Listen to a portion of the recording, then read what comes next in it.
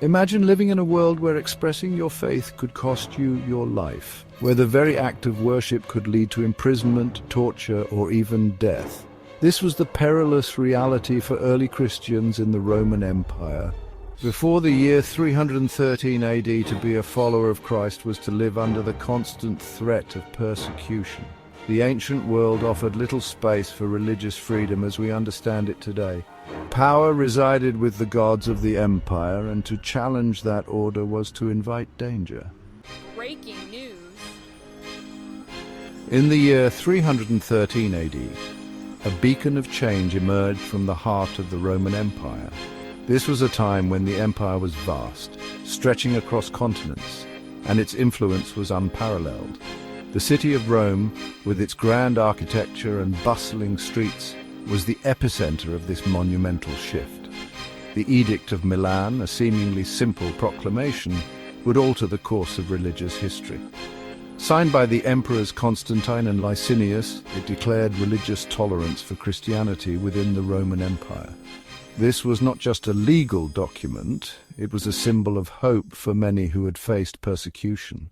It marked a turning point, a shift from intolerance to a nascent form of religious freedom. For the first time, Christians could worship openly without fear of retribution. This newfound freedom allowed the Christian faith to flourish and spread more rapidly than ever before. This wasn't a sudden change. The ground had been rumbling for years, with growing Christian communities challenging the established order. The Edict of Milan was the culmination of these efforts, a recognition of the changing tides within the empire. The Edict of Milan was like a fissure in the earth, a crack that would eventually split open the old ways and give rise to a new era. It was the dawn of a new chapter in history, one where religious diversity began to take root, setting the stage for the rich tapestry of beliefs that would follow in the centuries to come. To truly grasp the magnitude of the Edict of Milan, we must journey back to the darkness that preceded it. For centuries, Christians faced relentless persecution at the hands of Roman authorities. Their refusal to worship the Roman gods was seen as an act of treason, a threat to the very fabric of the empire. Imagine the fear that must have gripped these early believers. They gathered in secret, their faith whispered in hushed tones within the confines of catacombs. The threat of discovery was ever present, a chilling reminder of the price they might pay for their beliefs. The Edict of Milan wasn't the work of a single man, but a collaboration between two powerful figures, Emperor Constantine and Emperor Licinius. This monumental decree, issued in 313 AD, marked a significant turning point in the history of the Roman Empire. It was a bold statement that declared religious tolerance for Christianity and other religions, effectively ending years of persecution. The alliance between Constantine and Licinius was not just a political maneuver, but a strategic partnership aimed at stabilizing a fragmented empire. Their motivations, though complex and perhaps not entirely altruistic, were nonetheless instrumental in ushering in this new era of religious tolerance. Constantine, driven by his own conversion to Christianity and a vision of a unified empire under one faith, saw the edict as a means to consolidate his power and bring peace to a divided realm. Licinius, on the other hand, recognized the growing influence of Christianity and the need to appease its followers to maintain order and stability in his territories. Constantine, in particular, would forever be linked to the rise of Christianity. His conversion, which he claimed was inspired by a divine vision before the Battle of the Milvian Bridge, became a cornerstone of his rule. He not only legalized the faith, but also actively promoted it, building churches and supporting Christian leaders. His reign marked the beginning of a new chapter where Christianity would eventually become the dominant religion of the empire. His vision for a unified empire recognized the growing influence of the Christian faith. Constantine understood that embracing Christianity could serve as a powerful tool for unification, bringing together diverse peoples under a common belief system. This strategic move not only strengthened his political position, but also laid the groundwork for the future Christianization of Europe. He saw its potential not as a threat, but as a unifying force. By endorsing Christianity, Constantine aimed to create a sense of shared identity and purpose among his subjects. This was a radical departure from the traditional Roman religious practices, which were polytheistic and often localized. The Edict of Milan thus represented a significant shift in the religious landscape of the empire. Licinius, while perhaps less devout, understood the pragmatic need for stability within the empire. He saw the edict as a means to quell the growing unrest and to secure his own position of power. By aligning with Constantine and endorsing religious tolerance, Licinius aimed to prevent further conflicts and to ensure the loyalty of Christian soldiers and citizens within his realm. The persecution of Christians had become a source of unrest, and the Edict of Milan offered a way to quell this turmoil. By granting religious freedom, the emperors hoped to bring an end to the violence and to foster a more harmonious society. This decree not only changed the lives of countless Christians, but also set a precedent for religious tolerance that would influence future generations.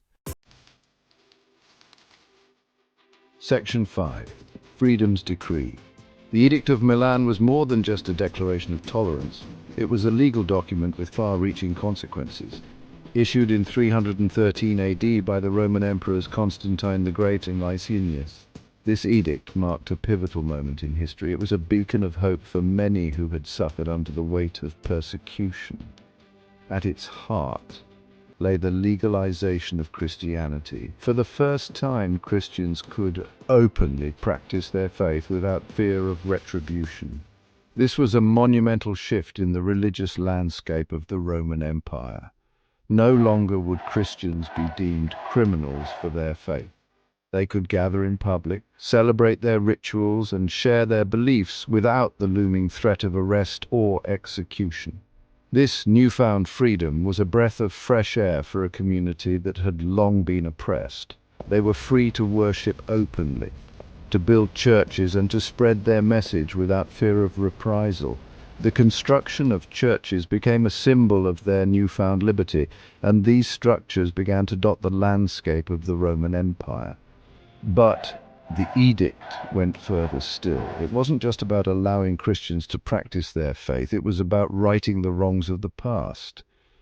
It addressed the injustices of the past by ordering the return of confiscated property to Christian churches. This act of restitution was significant as it acknowledged the suffering and losses endured by the Christian community. This wasn't just about land and buildings, it was about restoring dignity and recognizing the legitimacy of the Christian faith. The Edict of Milan was a profound statement that echoed through the ages, laying the foundation for religious freedom and tolerance in the centuries to come. Section 6. A ripple effect of tolerance. The impact of the Edict of Milan extended far beyond the realm of Christianity. It sent a powerful message throughout the empire that religious diversity could be tolerated, even embraced. This was a radical departure from the traditional Roman view of religion as an instrument of state control. While the edict didn't usher in an era of perfect religious harmony, it planted the seeds for a more inclusive society. It challenged the notion that there could only be one true faith, one acceptable way of worshipping. Section 7. The enduring legacy of Milan. The Edict of Milan stands as a pivotal moment in the history of religious freedom. It marked a turning point in the Roman Empire, paving the way for the eventual rise of Christianity as the dominant religion. But its significance extends far beyond the confines of ancient Rome. The edict serves as a timeless reminder of the importance of tolerance, of the need to respect the beliefs of others, even when they differ from our own. Section 8. A timeless message. As we look back on the Edict of Milan from the vantage point of the 21st century, we are reminded that the struggle for religious freedom is an ongoing one. Intolerance and persecution continue to cast a shadow on our world. The lessons of the Edict of Milan are as relevant today as they were centuries ago. It reminds us that true progress lies in embracing diversity, in fostering a society where all faiths can coexist peacefully and where every individual is free to worship according to their conscience.